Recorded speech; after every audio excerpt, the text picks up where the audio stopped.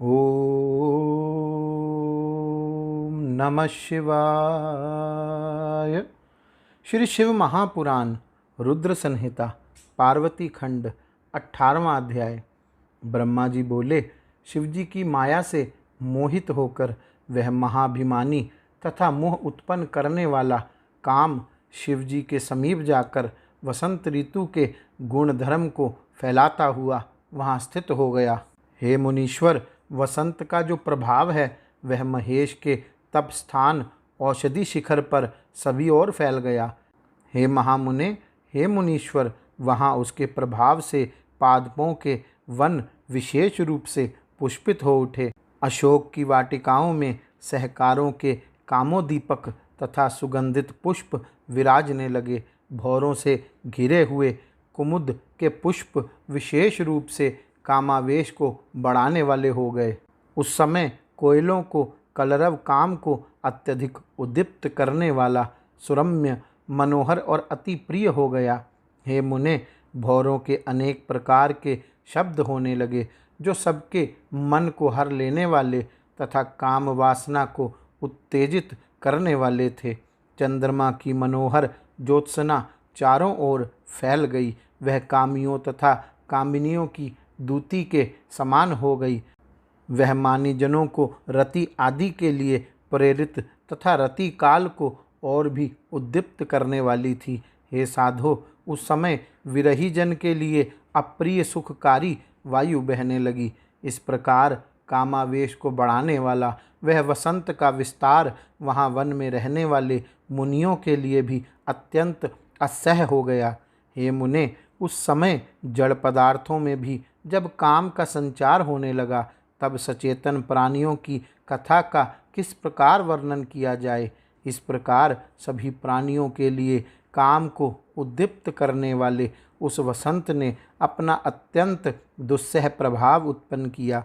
हे तात, तब अपनी लीला के लिए शरीर धारण करने वाले प्रभु शंकर ने असमय में उस वसंत के प्रभाव को देखकर इसे महान आश्चर्य समझा। इसके बाद लीला करने वाले तथा दुख हरण करने वाले परम संयमी प्रभु शिव परम दुष्कर तपस्या करने लगे। तदंतर वहाँ वसंत के फैल जाने पर रति सहित वह काम आम्रमंजरी का बाण चढ़ाकर उनके बाईं ओर खड़ा हो गया और प्राणियों को मोहित करता हुआ अपना प्रभाव फैलाने लगा। उस समय रति सहित काम को देखकर भला कौन प्राणी मोहित नहीं हुआ। इस प्रकार उनके काम क्रीड़ा में प्रवृत्त हो जाने पर श्रृंगार भी हाव भाव से युक्त होकर अपने गणों के साथ शिवजी के समीप पहुँचा।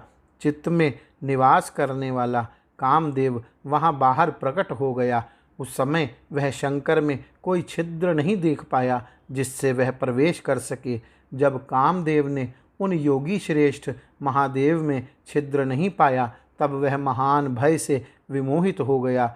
धधकती हुई ज्वाला वाली अग्नि के समान भाल नेत्र से युक्त ध्यानस्थ शंकर के पास जाने में कौन समर्थ है। इसी समय पार्वती भी दो सखियों के साथ अनेक प्रकार के पुष्प लेकर शिवजी की पूजा करने के लिए वहां पहुंच गई। लोग पृथ्वी पर जिस जिस प्रकार के महान सौंदर्य का वर्णन करते हैं, वह सब तथा उससे भी अधिक सौंदर्य उन पार्वती जी में है। उन्होंने ऋतुकालीन सुंदर पुष्पों को धारण किया था। उनकी सुंदरता का वर्णन सैकड़ों वर्षों में भी कैसे किया जा सकता है। जिस समय वे पार्वती शिवजी के समीप पहुंची, उस समय शिवजी क्षण भर के लिए ध्यान त्याग कर अवस्थित हो गए। उस छिद्र को पाकर काम ने पहले अपने हर्षण नामक बाण से समीपस्थ शंकर को हर्षित कर दिया। हे मुने, उस समय पार्वती भी श्रृंगार एवं भावों से युक्त होकर मल्यानिल के साथ मानो काम की सहायता करने के लिए शिव के सन्निकट गई हुई थी। उसी समय कामदेव ने शूलधारी शिव को पार्वती में रुचि उत्पन्न करने के लिए अपना धनुष खींचकर शीघ्र ही बड़ी सावधानी से उन पर पुष्प बाण छोड़ा। जिस प्रकार पार्वती नित्य निरंतर शिवजी के पास आती थी, उसी प्रकार आकर उन्होंने प्रणाम करके उनकी पूजा कर वे उनके सामने खड़ी हो गई। उस समय प्रभु शंकर ने स्त्री स्वभाववश लज्जा के कारण अपने अंगों को ढकती हुई उन पार्वती को वहाँ देखा। हे मुने, पूर्व समय में पार्वती को ब्रह्मा के द्वारा दिए गए वरदान का भली भांति स्मरण करके प्रभु शिव भी प्रसन्नतापूर्वक उनके अंगों का वर्णन करने लगे।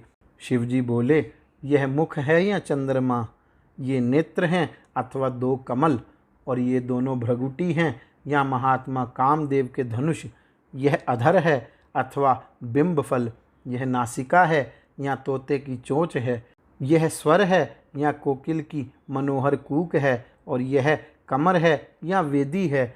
इसकी चाल का क्या वर्णन किया जाए, इसके रूप का क्या वर्णन किया जाए, इसके पुष्पों तथा वस्त्रों का भी क्या वर्णन किया जाए। सृष्टि में जितनी उत्तम सुंदरता है वह एकत्रित कर इसमें रच दी गई है। इसके सभी अंग सब प्रकार से रमणीय हैं, इसमें संदेह नहीं है। अहो, अद्भुत रूप वाली यह पार्वती धन्य है। तीनों लोकों में इसके समान सुंदर रूप वाली कोई भी स्त्री नहीं है। अद्भुत अंगों को धारण करने वाली यह लावण्य की निधि है। यह मुनियों को भी मोहने वाली और महासुख को बढ़ाने वाली है। ब्रह्मा जी बोले, इस प्रकार बार बार उनके अंगों का वर्णन करके शिव जी ब्रह्मा को दिए गए वरदान का स्मरण कर मौन हो गए। उस समय ज्यों ही शंकर जी ने उनके वस्त्रों का स्पर्श किया, वे पार्वती स्त्री स्वभाव के कारण लज्जित होकर कुछ दूर चली गई। हे मुने, अपने अंगों को छिपाती हुई तथा तीक्ष्ण कटाक्षों से बार बार शिव जी की ओर देखती हुई वे शिवा महामोद के कारण मुस्कुराने लगी। उनकी इस चेष्टा को देखकर शंकर जी मुँह में पड़ गए, और तब महान लीला करने वाले महेश्वर ने यह वचन कहा, जब इसके दर्शन मात्र से इतना अधिक आनंद प्राप्त हो रहा है, तब यदि मैं इसका सामीप्य प्राप्त करूं तो कितना सुख प्राप्त होगा। इस प्रकार क्षण भर विचार कर गिरिजा की प्रशंसा करके वह महायोगी बोधयुक्त हुए और विरक्त हो बोले, यह कैसा विचित्र चरित्र हो गया। क्या मैं मोह को प्राप्त हो गया? प्रभु तथा ईश्वर होकर भी काम के कारण मैं विकार युक्त हो गया। मैं ईश्वर हूँ, और यदि दूसरे के अंग स्पर्श की मेरी यह इच्छा है तो अन्य अक्षम तथा शूद्र पुरुष क्या क्या अनर्थ नहीं करेंगे। इस प्रकार वैराग्य भाव को प्राप्त कर उन सर्वात्मा ने प्रयक एवं आसन का परित्याग कर दिया, क्योंकि क्या परमेश्वर पतित हो सकता है। इस प्रकार श्री शिव महापुराण के अंतर्गत द्वितीय रुद्र संहिता के तृतीय पार्वती खंड में कामकृत विकार वर्णन नामक 18वां अध्याय पूर्ण हुआ। गौरी शंकर भगवान की जय। ओम नमः शिवाय।